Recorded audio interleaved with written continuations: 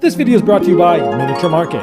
Thousands of board games, discounted prices, miniaturemarket.com.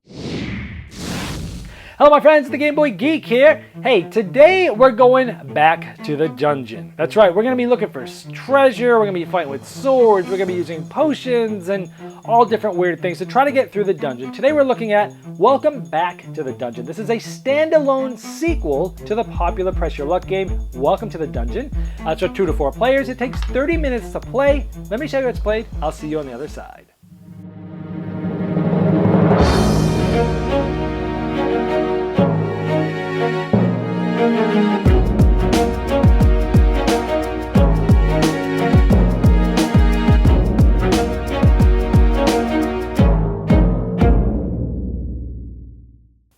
And welcome back to the dungeon. There's 4 new heroes. We have the Necromancer, the Ninja, the Bard, and the Princess. You can either randomly decide on your first round who's going to go, or somebody can select which person is going to go. Let's say we start with the Princess.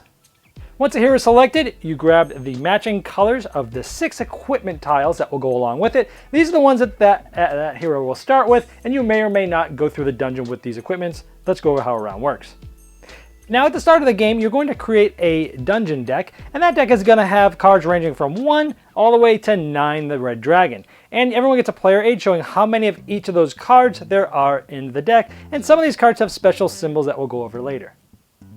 There's also 6 special monsters that are in the game. You'll only take randomly 2 of these to mix in with the normal dungeon deck, and everyone has a player aid to say what these different special abilities do. We'll go over some of these later.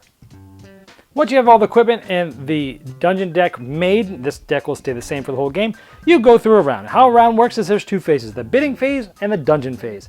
During the bidding phase, the first player will take this first card, they will secretly look at it, and they will decide one of 2 things. Either it's going to go in the dungeon, let's just say this is the dungeon, or they can decide to discard this card by putting it face down in front of them and also discarding one of the equipments.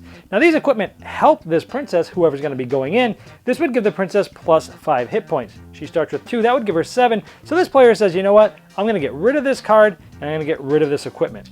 So that player, whoever's going to be the princess going in the dungeon is a little bit weaker. Then the next player goes. They look at it and they go, you know what, yeah, this is fine. Let's put this monster here. Then it goes to the next player. They do this again. Let's say they look at this and they go, you know what? They're going to put it in front of themselves and they're going to discard another equipment. So on every turn, either the princess is getting weaker or the monsters are getting stronger. This will continue until, instead of drawing a card, you can actually pass and then you're out of this round. This continues until there's only 1 player left. Then that player has to take the princess with only the remaining cards there, and they would go through the entire deck. Let's show you how it might work. So let's go through this. I've got my princess, I've got the 4 pieces of equipment on the left, and we have a bunch of monsters here. By the way, when you're deciding whether to pass or stay, you can always count the number of cards in the monster deck, but you can never look at them. But remember, you may have seen some of them going in there, so you have some information. So this one says, before entering the dungeon, another player chooses a monster with a strength 5, 6, or 7 that you then defeat. So one of the other players looks through here, and they say, you know what? Well, you defeated that one right there. That was a number 6. So then what we're going to do, this is where your health starts. She starts at 2, we start here. If she ever gets to 0, she's pretty much dead and she will lose this round. Ooh, look at this, it's the dragon. This would normally take 9 damage, but she has one that says defeat the dragon and the next monster. So this one's defeated and this one's defeated. We go to the next one, by the way, we get reduce all damage by 2. So that dragon would have normally have just done 7 on her. And we also get to defeat the second type of each monster. Here there's just 1 of each. So we would pick this up. And it's still a new monster, reduce all damage by 2. So this would only be 1 damage. So we go here, we're gonna come to the last card, see what happens. And it's a 7, we reduce all damage by 2. This is a 5, there's not another 7 here, otherwise this Royal Scepter would have beat it. And in this case, it would have done 5 damage and she did not make it through. Now what happens when you don't make it through is you take your player aids in front of you and you put them to the red side. If you're going into the dungeon wounded with the red side and you go through and you don't make it through, you're out of the game player elimination. However, if you do make it through alive and you've gotten through all the monsters, you take one of these. Hooray! If you get 2 of these, you're the first one to get 2 of them, you win. That's pretty much how you play the game. Let's look at the Necromancer and its equipment. So, Zombie Pit just gives them plus 6 hit points. The bones, when you die, you come back to life with 1 hit point if your hit point were 2 or greater. The Dark Stone, defeat monsters with 1 and 3. Notice some of these have symbols I alluded to earlier. This one says defeat 1 and 3. On a 1 card, it's going to have a matching symbol. This helps you see whether that affects that monster or not. Same with this one. Defeat vampires and add their strength to your hit points. Vampires have that logo on it, so that kind of helps you do it. Evil Cloak is +3, and defeat 1 monster, add their total strength to your hit points. Anytime you see this icon, it means it's a one-time use. Essentially, if you use that to defeat a monster, this gets discarded and you wouldn't use it again. Now let's take a look at the Bard. 3 hit points the Bard starts with. The Lucky Coin's really cool. It's a one-time use, but you defeat an even strength monster, and then if the next one's even, you keep defeating it and over again, as long as there's a bunch of evens in a row, but it's a one-time use. The Fancy Hat gets you 2 hit points. The Dancing Blade is a one-time use. Defeat 1 odd strength monster, maybe the big dragon. The Charming Flute, defeat the Goblin, and for each defeated this way, you reduce all damage by 1. The Tunic here is up +5 points, 5 hit points, and then the Elvish Harp. If your hit points are less than 5, odd strength monsters deal 1 damage, and then even strength monsters deal 2, so this is good if you're getting pretty weak.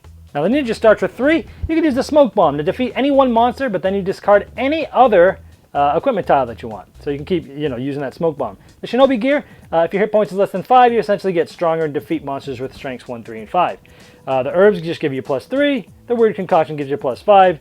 The Wooden Shuriken gives you allows you to defeat the vampires, and then Ninjato defeats monsters with 7 or greater. You can take out the dragon. So those are all the heroes. Let's take a look at some of the special monsters. Now remember, you're only using any 2 of these in each game, so each game will be different, but here's all 6. The Gelatinous Cube has no strength. It's not even or not odd, but it makes you get rid of 1 equipment card of your choice.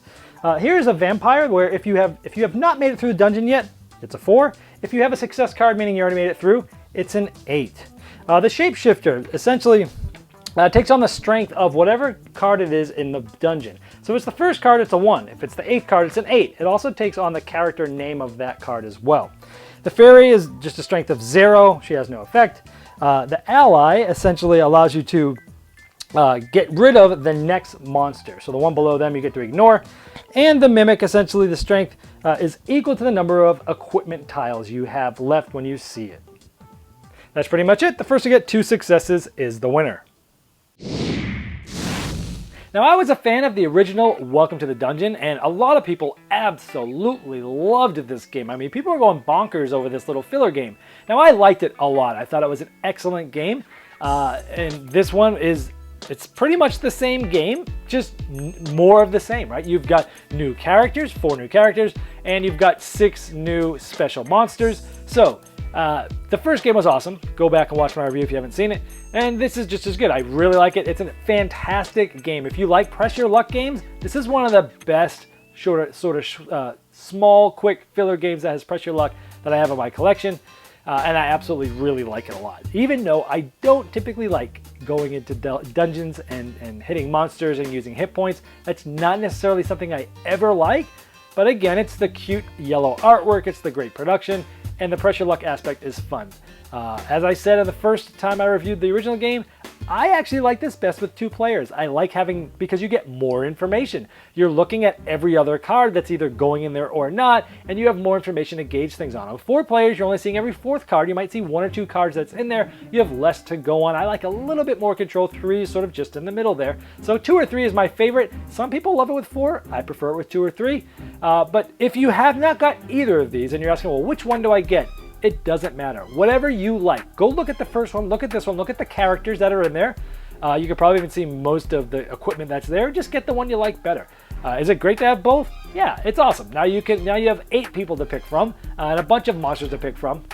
It just makes the variability even more. So I really like this game. Thumbs up for Yellow putting this out. I know a lot of people want to see a sequel, and I like how it's not just an expansion, but it can be played on its own. So people that just want to get into it, maybe just try it, and they really like, for me, like for example, I would have looked at this and went, the Ninja? Oh yeah, I'm totally in that. I'm buying this one. So, but the other characters might speak to you in the first one. Either way, or just get them both and mix them. Excellent job. Awesome filler game. That's welcome back to the dungeon.